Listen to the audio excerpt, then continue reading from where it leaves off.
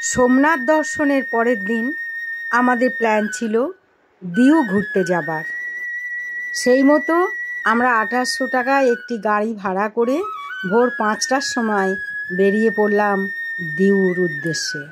দিউর মূল আকর্ষণ দিউ ফোর্ট, এছাড়া আছে সেন্ট পল গির্জা আর বিশেষ দর্শনীয় গঙ্গেশ্বর মহাদেব। আমাদের গাড়ি এখানে এসে আমাদের নামিয়ে দিল। নেমেই সামনে চোখে পড়ল এক বিশাল যুদ্ধ জাহাজ, INS খুকরি মেমোরিয়াল। 100 টাকার টিকিট কেটে ভেতরে ঢুকে দেখার ব্যবস্থা আছে। 1971 সালে ভারত পাকিস্তান যুদ্ধের সময় এই বিশাল যুদ্ধ জাহাজের সলিল সমাধি ঘটে। দেশের জন্য প্রাণ দেয়া ক্যাপ্টেন ও নৌসেনাদের আত্মার শান্তি কামনা করি। এখান থেকে আমরা দিউ ফোর্টের উদ্দেশ্যে রওনা দিলাম। এটা দিউ ফোর্টে ঢোকার সামনের অংশ। সামনে বিরাট গেট দেখতে পাওয়া যাচ্ছে। সামনেটা অনেক জায়গা রয়েছে, আর কিছু দোকানি বসেছে অনেক রকম মশলা নিয়ে। সেখানে আছে কাজু, পেস্তা, বাদাম, গোলমরিচ, আরও অনেক কিছু। আমরা ঠিক করলাম ফেরার পথে এখান থেকে কিছু কিনব। যাই হোক বন্ধুরা, বলে রাখি এখানে কোনো এন্ট্রি ফি নেই। এই দুর্গটি পর্তুগিজ শাসনকালে তৈরি করা হয়। 1537 থেকে 1961 মোট 424 বছর ঔপনিবেশিক শাসন চলেছিল। দুর্গে প্রবেশের আগে আমরা জেটির দিকে গেলাম। দারুণ সুন্দর জায়গা। এখানে দুটি বড় বড় কামান আছে। একটি কামানের কাছে আমরা ছবি তুললাম।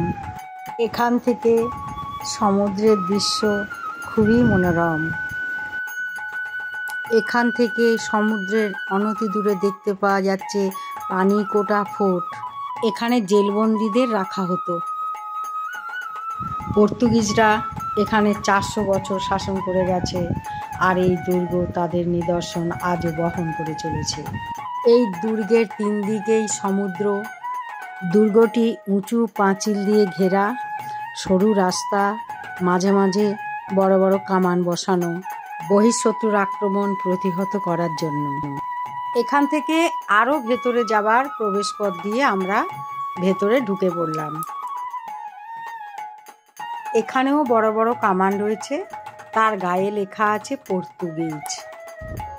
দুর্গের চারদিকে পরিখা কাটা ছিল, আর তাতে ছিল কুমির ছাড়া, যাতে বহিঃশত্রু এসে আক্রমণ না করতে পারে।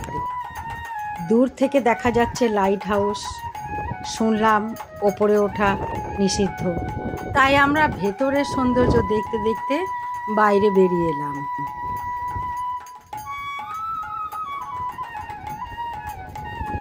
দুর্গের বাইরে এসে এই দিদিদের কাছ থেকে বিভিন্ন ধরনের মশলা, কাজু, কিশমিশ, বাদাম, আখরোট সব কিছুই অল্প বিস্তর কিনে আমরা চললাম গঙ্গেশ্বর মহাদেব দর্শনে।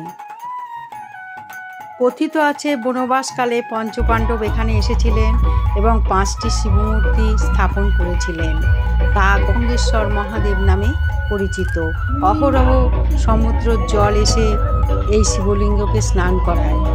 এখানে সমুদ্রের অপার সৌন্দর্য ও মনোরম হাওয়া উপভোগ করলাম। কিন্তু আমাদের দুর্ভাগ্য, আমরা সমুদ্রের জলে শিবের স্নান দেখতে পেলাম না, কারণ তখন সমুদ্রে ভাটা চলছিল, জোয়ারের গতি কম ছিল। যাই হোক, পুজোটা কিন্তু আমরা ভালোভাবে দিতে পেরেছিলাম মহাদেবের আশীর্বাদ নিয়ে।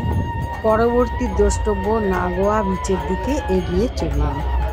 এই সেই বিখ্যাত নাগোয়া বিচ, যেটার মানে দাঁড়াচ্ছে গোয়া নয়, কিন্তু এই বিচকে অনেকে মিনি গোয়া বলে থাকেন।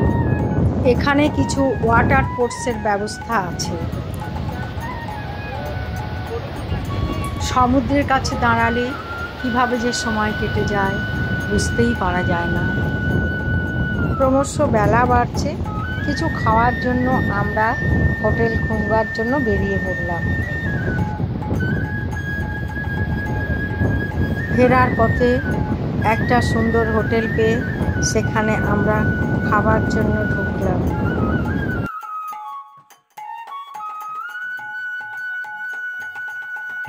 আলুর পরোটা, ভাত, ডাল, সবজি আর ছিল সুমিষ্ট ছাঁচ, যা শুধু এখানেই পাওয়া যায়। দিউ থেকে ফেরার পথে অনেকটা বেলা থাকার জন্য আমরা ঠিক করলাম যতগুলো পারি সাইট সিনগুলো দেখে নেব। তাই আমরা প্রথমে এসে উপস্থিত হলাম ভালকা তীর্থ।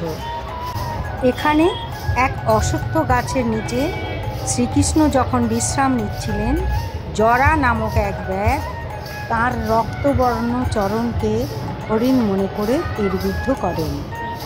শ্রীকৃষ্ণের কাছে এসে এই ব্যাগ ক্ষমা চেয়ে দুঃখ প্রকাশ করেন। শ্রীকৃষ্ণ তখন জরাকে সান্ত্বনা দেন, এটা তার ভবিতব্য। ত্রেতা যুগে তিনি ছিলেন শ্রী রামচন্দ্র আর জরা ছিল বালিরাজ।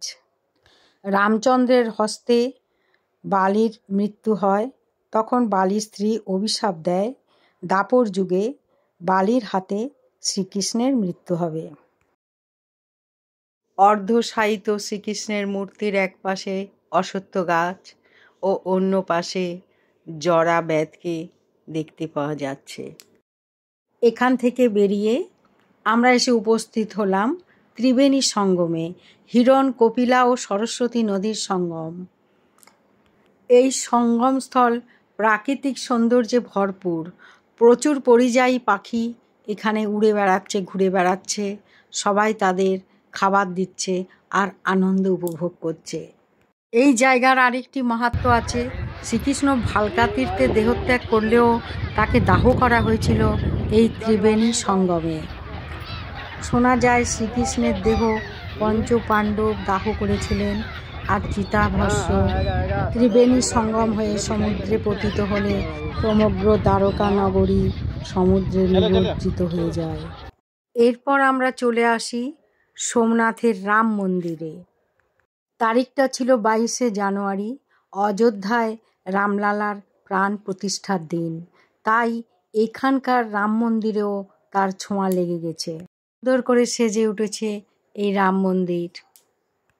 বাইরে রামের স্ট্যাচু, ভিতরে রামের মন্দির। রাম মন্দিরের সামনে রয়েছে বংশীধারী কৃষ্ণের মূর্তি। মন্দিরের সামনে রং দিয়ে তৈরি করা হয়েছে রামের মূর্তি।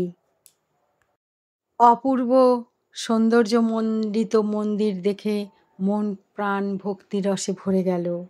কোথাও রামের মূর্তি, কোথাও আবার রাম, লক্ষ্মণ, সীতার মূর্তি আঁকা হয়েছে। এক অপরূপ দৃশ্য, যা দেখে মন প্রাণ জুড়িয়ে যায়। এরপর আমরা সিঁড়ি দিয়ে ওপরে উঠে গেলাম। দেখলাম সামনে বিরাট হলঘর। হলঘর পেরিয়ে তারপরে মূল মন্দির। সেখানে রাম, লক্ষ্মণ, সীতার মূর্তি রয়েছে। মন্দিরের বারান্দা থেকে খুব কাছেই দেখতে পাওয়া যাচ্ছে সরস্বতী, কপিলা, হিরণের মিলিত স্রোত সমুদ্রের দিকে এগিয়ে চলেছে। মন্দিরের নকশা, কারুকার্য খুবই মনোহর। মন্দিরের গায়ে রয়েছে অসংখ্য দেবদেবীর মূর্তি, যা দেখে জীবন ধন্য হয়ে যায়। ভিতরে ঢুকে দেখলাম রাম, লক্ষ্মণ, সীতার মূর্তি, সামনে 56 ভোগ নিবেদিত। রাম, লক্ষ্মণ, সীতা দর্শনে মন প্রাণ ভক্তিরসে আপ্লুত হয়ে গেল। এখানে রয়েছে রাম ভক্ত হনুমানের মূর্তি। আজ এখানেই গুজরাট ভ্রমণের 5ম পর্ব শেষ করলাম। সবাই ভালো থেকো, সুস্থ থেকো। দেখা হবে পরবর্তী পর্বে।